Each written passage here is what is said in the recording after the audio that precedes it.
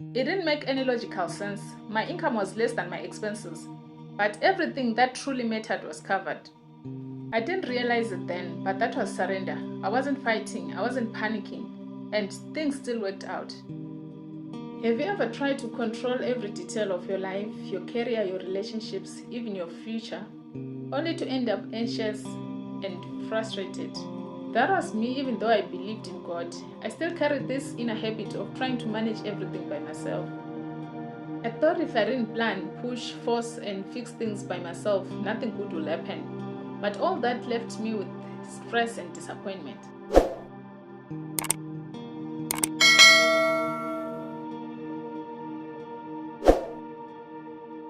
Hi, beautiful souls. Welcome to my Journey Faithful Compassion Hub. If you are new here, I'm Beatrice.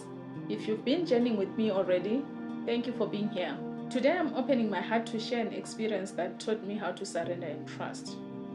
I used to carry the weight of the world on my shoulders. In my career, I would plan every move, terrified of failure. In relationships, I tried to make things go a certain way. Even in my daily life, I would stress over things like if plans didn't go the way I expected. No matter how much effort I put in, it never felt like enough. The truth was my old way of living was exhausting and it wasn't really working. But that was just the beginning. What really shifted things was when I discovered Ekanka. I learned about the Ek, the divine spirit. At first I was skeptical. How could letting go possibly help?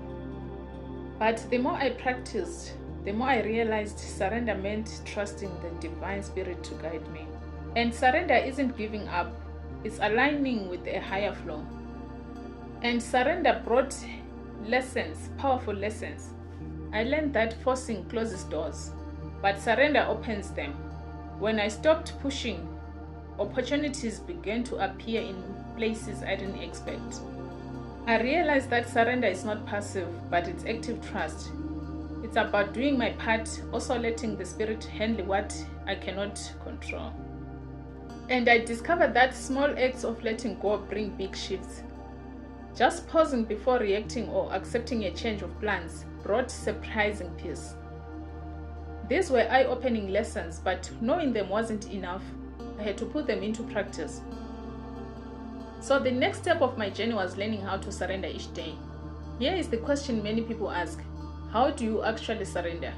The spiritual exercises of Ekanka helped me move from knowing about surrender to living it.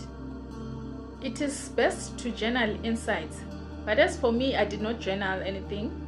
I just noticed some feelings, some small nudges. Over time, I saw spirit guiding me in patterns. I practiced pausing instead of reacting. I learned to take a breath or sing you silently inside. That pause gave the spirit a room to work. And often the situation unfolded more peacefully. These practices were seeds of surrender. Each time I used them, my heart would feel lighter. And that's when something beautiful happened. Before I even understood what surrender truly was, there is a season in my life where spirit was already teaching me how to trust. I didn't see it then, but looking back, I know it was divine, giving me a glimpse of what happens when you stop worrying and start allowing. At that time, I wasn't stressing the way I used to. My mind felt light, almost like a child who just knows they will be taken care of anyway. I had bills, responsibilities, even school fees I couldn't see a way to pay, but somehow everything was handled. There is a time I owed money for my daughter's fees. I didn't force anything, but by the end, it was cleared. It didn't make any logical sense. My income was less than my expenses, but everything that truly mattered was covered. I didn't realize it then, but that was surrender. I wasn't fighting, I wasn't panicking, and things still worked out. Spirit was showing me that trust brings provision long before I even started practicing it consciously. Some people think no stressing over life is unrealistic. But freedom, trust, peace are very rare. They grow the more we practice surrender. And that experience showed me something important. When you let go, life doesn't fall apart. It rises to meet you. That's when I began to understand the real freedom that comes with trusting the Spirit. I started experiencing the gifts of surrender. I stopped carrying anxiety about every outcome. Even in stress, I felt calmer center inside me. It's like spirit opened doors when I stopped gripping the doorknob. I started feeling lightness in relationships. I stopped trying to fix or control people. Instead, I listened, I loved, and trusted the Spirit to guide me. That's the freedom of surrender, not a perfect life, but a peaceful heart in the middle of the life's ups and downs. So let me leave you with this question. Where in your life are you holding on too tightly? And what would happen if you simply let go, just a little, and allow the Spirit to guide you?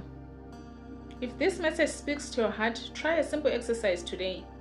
Maybe sing you for a few minutes or try pausing before reacting in a difficult moment. Notice how it shifts your perspective. And I would love to hear from you. Have you ever found peace by letting go of control? Share your story in the comments. Let's inspire each other on this journey of trust and inner peace. Remember, surrender is not losing, it's aligning with the Spirit. In that alignment, you discover peace, clarity, freedom beyond anything you can plan. Before you go, remember to like, share, and subscribe. We are on this path together. I would love to share more with you. I love you all. May the blessings be.